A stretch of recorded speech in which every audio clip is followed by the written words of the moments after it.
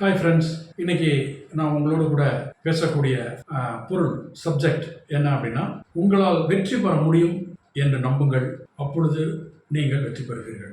ரைட்டுங்களா? அதாவது நம்மள நிறைய பேர் நிறைய தோல்விகளை சந்திச்சிருக்கோம் லைஃப்பில். தோல்விகள் சொல்லும்போது படிப்பாக இருந்தாலும் சரி, வேலையாக இருந்தாலும் சரி, பொருளாதாரமாக இருந்தாலும் சரி, வாழ்க்கையாக இருந்தாலும் சரி, எதிர்காலமாக இருந்தாலும் சரி, இப்படி பல காரியங்களில் தோற்று போன மனநிலையில் இருக்கக்கூடியவர்கள் நிறைய பேர் இருக்கிறாங்க. இந்த தோல்வி அப்படிங்கிறது ஒரு விதத்தில் மைண்டை ஆக்கிரமிச்சிருக்கக்கூடிய ஒரு ஃபோர்ஸ், ஒரு சக்தி என்று சொல்லலாம். அதனால தான் இப்போ நான் என்ன பேச போகிறோம் அப்படின்னா, உங்களால் வெற்றி பெற முடியும் என்று நம்புங்கள், அப்பொழுது வெற்றி நிச்சயம். ஸோ முதல்ல நமக்கு அந்த நம்பிக்கை வரணும். நான் தோத்துட்டேன், தோல்வி அடைஞ்சிட்டேன், இது ஒர்க் அவுட் ஆகாது, இது சரியாக வராது, இது நல்லா இருக்காது, இந்த மனநிலையிலிருந்து நீங்கள் முதல்ல வெளியே வரணும். அப்போ தான் வெற்றியை பற்றியே நீங்கள் திங்க் பண்ண முடியும்.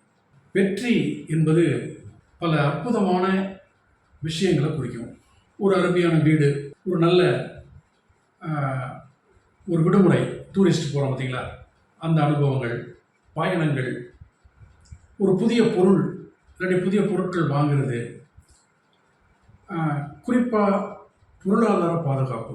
பொருளாதாரம் எப்படி இருக்குமோ என்னவோ அப்படிங்கிற மாதிரி ஒரு சிந்தனை இல்லாமல் ஒரு பொருளாதார பாதுகாப்பு. அதே போல் உங்களுடைய குழந்தைங்களுக்கு எவ்வளவு நல்ல எதிர்காலத்தை உங்களால் கொடுக்க முடியுமோ அதை கொடுக்கறதுக்கு உண்டான ஏற்பாடுகள், அந்த வசதிகள், அதுக்கான அனுகூலங்கள், இப்படிப்பட்ட காரியங்கள். அதே மாதிரி தனிப்பட்ட வாழ்க்கையில் ஒரு செழிப்பு, நல்ல ஒரு செழுமையான ஒரு வாழ்க்கை. அதாவது தேவைகள் வந்துட்டு தான் இருக்கும். எப்போ தேவைகள் வந்தாலும் அந்த தேவைகளை நான் சுயமாகவே அதை நான் மீட் பண்ணிவிடுவேன். நான் என்னுடைய தேவைக்காக நான் இன்னொருத்தவங்கள்ட்ட போய் கை நீட்ட மாட்டேன், இன்னொருத்தவங்கள்ட்ட போய் நான் கடன் வாங்க மாட்டேன். ஸோ அந்த மாதிரி சுயமாகவே வாழக்கூடிய ஒரு சூழ்நிலை, இவைகள் எல்லாமே நம்ம வாழ்க்கையில் அமைஞ்சிருக்கிறதுக்கு பேர் தான் வெற்றி என்று சொல்லலாம். அடுத்தது, வெற்றின்னு சொல்லும்போது அடுத்தவங்க உங்களை பார்த்து பிரமிக்கிற மாதிரி நம்ம செய்யணும்.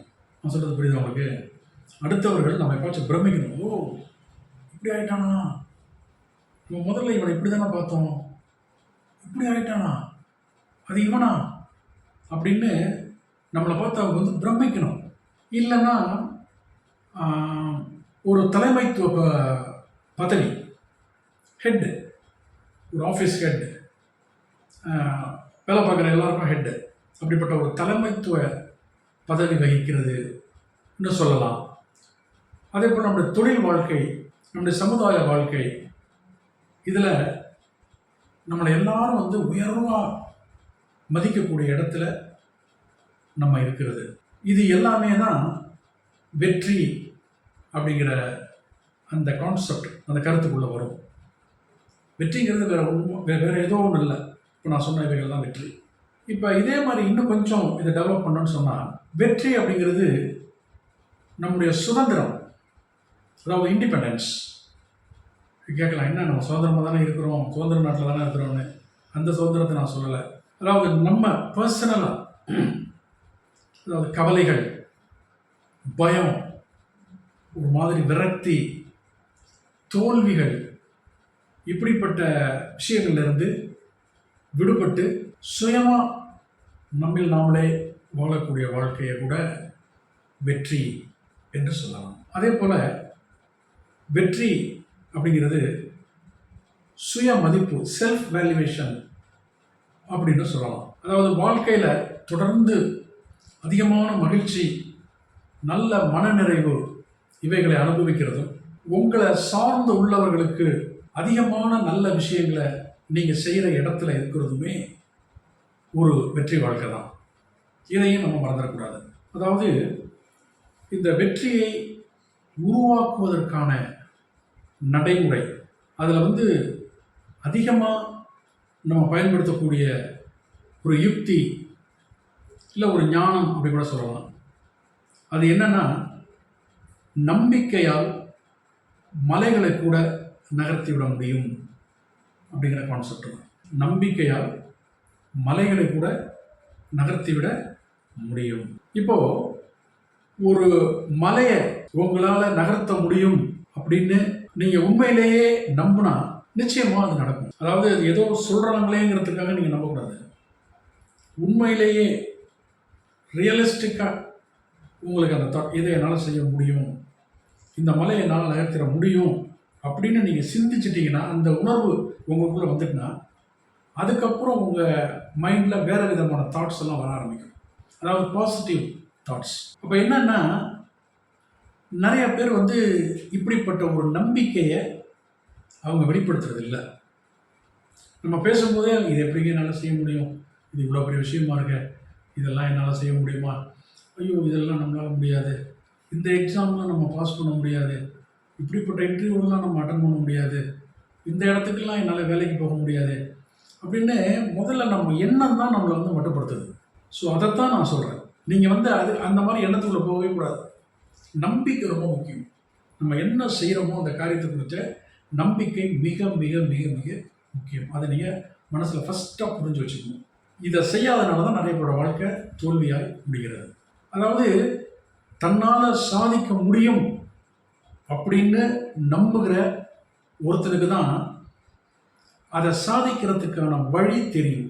இது வரைக்கும் நீங்கள் அமெரிக்காவே போனதில்லை அப்படின்னா அமெரிக்காவுக்கு எப்படி போகணுங்கிறது உங்களுக்கு தெரியாது. இப்போ நான் அமெரிக்காவுக்கு போகணும் அப்படின்னு நான் பிளான் பண்ணிட்டேன்னா ஆட்டோமேட்டிக்காக நான் என்னென்னலாம் செய்யணும், எப்படி எப்படிலாம் யார் யாரெல்லாம் அப்ரோச் பண்ணணும், எங்கே ஏறணும் எப்படி போகணும் அப்படிங்கிற எல்லாமே நமக்கு வந்துடும். இப்போ என்னென்ன நம்பிக்கை, நான் இதை செய்ய போகிறேன் அப்படிங்கிற நம்பிக்கையே இல்லாமல் இருந்தோம்னா அது முடியாது. இதை நான் செய்ய போகிறேன் அப்படிங்கிற நம்பிக்கை எனக்குள்ள ஸ்ட்ராங்காக வந்துடுச்சுன்னு சொன்னால் எனக்கு எல்லா வழிகளும் தானாலே தெரிய வரும். இப்போ இங்கே விஷயம் என்னென்னா, இந்த ஒரு காரியத்தை என்னால் செய்ய முடியும் அப்படிங்கிற ஒரு நம்பிக்கை உங்கள் மனசில் இருக்கிறது தான் ரொம்ப ரொம்ப முக்கியம். அது நீங்கள் எப்படி ரியாக்ட் பண்ணணும், எப்படி செய்யணும் அப்படிங்கிற வழியை தானாகவே உங்களுக்கு திறந்து கொடுக்கும். அதுக்கான வழிமுறைகளை நீங்கள் ஈஸியாக ரீச் பண்ணுவீங்க. அது ஒரு பெரிய கஷ்டமான விஷயமாகவே இருக்காது. அதுக்காக நீங்கள் ஸ்ட்ரகிள் பண்ண வேண்டிய கட்டாயம் டெஃபினட்டாக இருக்காது. பிகாஸ் நீங்கள் நம்புறீங்க. இதில் ஒரு முக்கியமான விஷயம் என்னன்னு கேட்டிங்கன்னா, பெரும்பாலான மக்கள் இந்த நம்பிக்கை அப்படிங்கிற விஷயத்துக்கு அவ்வளவா முக்கியத்துவம் தர்றதில்லை. நான் சொல்கிறது புரியுதா? நம்பிக்கைங்கிற விஷயத்துக்கு அவங்க வாழ்க்கையில் முக்கியத்துவம் தருவது இல்லை. ஆனால் வெற்றிகரமான மக்கள் இருக்காங்கல்ல, அதாவது சாதித்தவர்கள், சாதனை படைத்தவர்கள், அவங்களுடைய வாழ்க்கையை நீங்கள் பார்த்தீங்கன்னா அவங்க நம்பிக்கைக்கு முக்கியத்துவம் கொடுத்துருப்பாங்க. இந்த ஒரு காரியத்தை என்னால் செய்ய முடியும், இதை நான் செய்ய போகிறேன் அப்படின்னு நம்ம தமிழில் அடிக்கடி ஒரு வார்த்தை கூட யூஸ் பண்ணுவோம், குருட்டு நம்பிக்கைன்னு சொல்லுவோம். அவங்களால முடியுதோ இல்லையோ அதை பற்றிலாம் அவங்க திங்க் பண்ண மாட்டாங்க, நான் செய்ய போகிறேன் அப்படின்னு கிளம்பிடுவாங்க. அந்த ஒரு நம்பிக்கை இருக்கு பாருங்கள், அந்த நம்பிக்கை தான் உங்களுக்கு நிறைய வழிகளை திறக்கும்.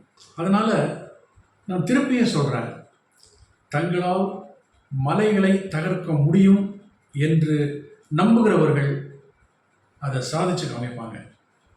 தங்களால் முடியவே முடியாது அப்படிங்கிற நம்பிக்கை உடையவர்களால் அதை ஒருபோதும் சாதிக்கவே முடியாது.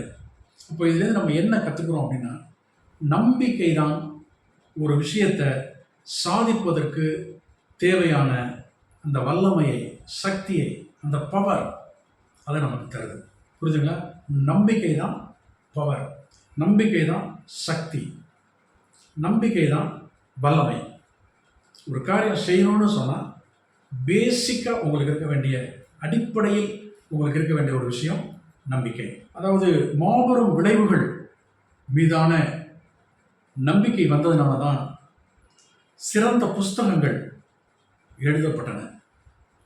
மாபெரும் விளைவுகள் மீதான நம்பிக்கை இருந்ததுனால தான் நிறைய அறிவியல் கண்டுபிடிப்புகள் நமக்கு கிடைச்சது. அப்போது இதுக்கு எல்லாம் பின்னாடி இருக்கிறது என்னன்னு கேட்டிங்கன்னா, நம்பிக்கை அப்படிங்கிற ஒரு ஃபோர்ஸ், உந்து சக்தி. உங்களால் வெற்றி பெற முடியும் அப்படின்னு நீங்கள் நம்புங்க. உங்கள் எல்லாரையும் நான் ரெக்வஸ்ட் பண்ணி கேட்குறேன். இந்த பெசிமிஸ்டிக், இந்த பின்னோக்கின எண்ணம் நமக்கு வேண்டாம். நம்மளால் முடியும் அப்படின்னு நீங்கள் நம்புங்க. நிச்சயமாக நீங்கள் வெற்றி பெறுவீங்க. சில பேர் பாருங்கள் இப்படி திங்க் பண்ணுவாங்க. எப்படின்னா, நான் வந்து அதை செய்ய முயற்சிக்கிறேன், ஆனால் எனக்கு அது வேலை செய்ய மாட்டேங்குது, ஒர்க் அவுட் ஆக மாட்டேங்குது, அது சரியாக வரும்னு எனக்கு தோணலை. இப்படிங்கிற ஒரு மனப்போக்கு டெஃபினட்டாக உங்களை தோல்விக்காக தான் வருகிறது. இந்த மனப்போக்கு ரொம்ப தப்பு. நான் செய்ய நினைக்கிறேன், பட் அது ஒர்க் அவுட் ஆகுங்கிற எண்ணம் எனக்கு இல்லை, ஒர்க் அவுட் ஆகுங்கிற ஒரு நம்பிக்கை எனக்கு இல்லை அப்படிங்கிற ஒரு தாட் உங்களுக்குள்ளே இருந்தாலே நீங்கள் நிச்சயமாக தோற்றுக்குருவீங்க. அதில் எந்த சந்தேகமே கிடையாது. அப்போ முதல்ல இந்த மாதிரிப்பட்ட நெகட்டிவ் தாட்ஸ், எதிர்மறையான சிந்தனைகளை நம்மளை விட்டு முதல்ல அகற்றணும். அதுதான் வெற்றியை நோக்கி நம்ம போகிறதுக்கு முதல் படி. இந்த நம்பிக்கையின்மைன்னு சொல்கிற மாதிரிங்களா, அது வந்து ஒரு எதிர்மறை சக்தி, ஆப்போசிட் பவர், இல்லாட்டி நெகட்டிவ் பவர் அப்படின்னு நம்ம சொல்லலாம். நம்பிக்கை இன்மை அப்படிங்கிறது. இப்போ நம்முடைய நம்ம மனசு ஒன்றை நம்ப மறுக்கும் போதோ, இல்லை அதை பெற்றுக்கொள்வேன் அப்படின்னு சந்தேகப்படும் போதோ, அந்த நம்பிக்கையின்மையை, அந்த சந்தேகத்துக்கு உண்டான காரணங்களை நம்மளை அறியாமலேயே நம்முடைய மனசு கவர்ந்து இழுக்குது. It attracts. எப்போ உங்களுக்கு அந்த மனநிலை வந்துட்டோ அதுக்கான காரணம் தன்னால் உங்களுக்கு வந்துடும். இதை என்னால் செய்ய முடியாது அப்படின்னு நீங்கள் நினச்சிங்கன்னா, ஏன் செய்ய முடியாதுன்னு காரணம் ஆட்டோமேட்டிக்காக வந்துடும். ஏன்னா உங்கள் மனசு நீங்கள் எப்போ நெகட்டிவாக திங்க் பண்ணுறீங்களோ, நீங்கள் நெகட்டிவாக திங்க் பண்ணுற விஷயத்துக்கான காரணத்தை அதுவாக கிரகிச்சு கொண்டாந்து உங்கள்கிட்ட கொடுத்துரும். இது நிறைய பேருக்கு தெரியறது இல்லை. நம்ம பாசிட்டிவாக திங்க் பண்ணும் பொழுது அதுக்காக என்ன செய்யலாம், ஏது செய்யலான்னு நம்ம உட்காந்து யோசிக்கிற மாதிரி இருக்கும்.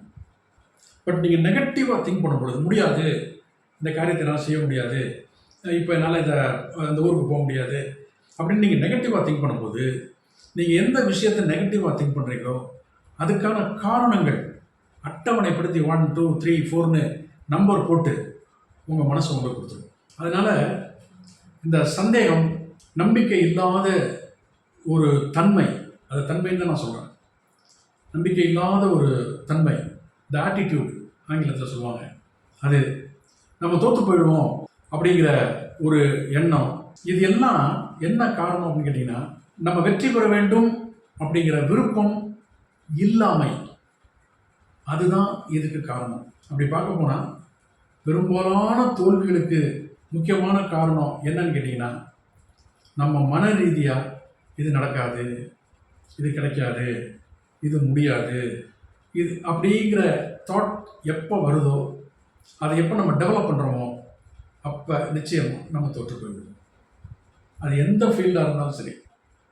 ஸோ இப்படிப்பட்ட நெகட்டிவ் தாட்ஸ், எதிர்மறையான சிந்தனைகள், எண்ணங்கள் நமக்குள்ளே வர்றதுக்கு நம்ம அனுமதிக்கவே கூடாது.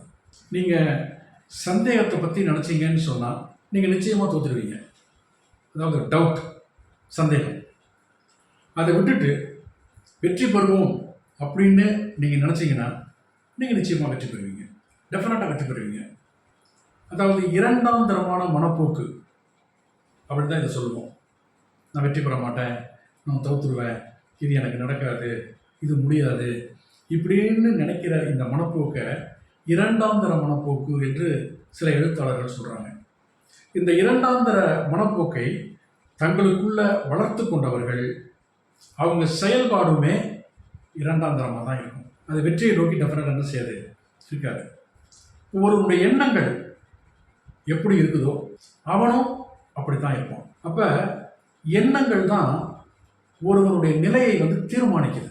நல்லா கவனிச்சுக்கங்க, நம்ம மனசில் உள்ள எண்ணம் தான் நம்முடைய நிலைப்பாட்டை தீர்மானிக்குது. அது ரொம்ப முக்கியம். அதாவது நான் என்ன சொல்ல வரேன்னா, பிரம்மாண்டமான நம்பிக்கை கொடுங்கள். நம்பிக்கைன்னு இது வரைக்கும் நான் சொல்லிட்டு இருந்தேன்.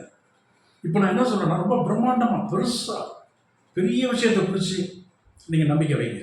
அதை முன்னோக்கி செல்வதற்கு உண்டான மனப்போக்கை முறைப்படுத்திக் கொள்ளுங்கள். எதுவுமே இந்த உலகத்தில் முடியாது கிடையாது. பிரம்மாண்டமான ஒரு நம்பிக்கையை வச்சுக்கிட்டு அந்த நம்பிக்கையை அடைவதற்கு உண்டான ஒரு வழியை நீங்கள் டெஃபினட்டாக தேர்ந்தெடுக்க முடியும். உங்களால் வெற்றி பெற முடியும் அப்படிங்கிற நேர்மறையான உண்மையான நம்பிக்கையோட வெற்றிக்கு உங்களை தயார்படுத்திக் கொள்ளுங்க. அதாவது பிரம்மாண்டமாக சிந்திங்க, பிரம்மாண்டமான அளவில் வளருங்க.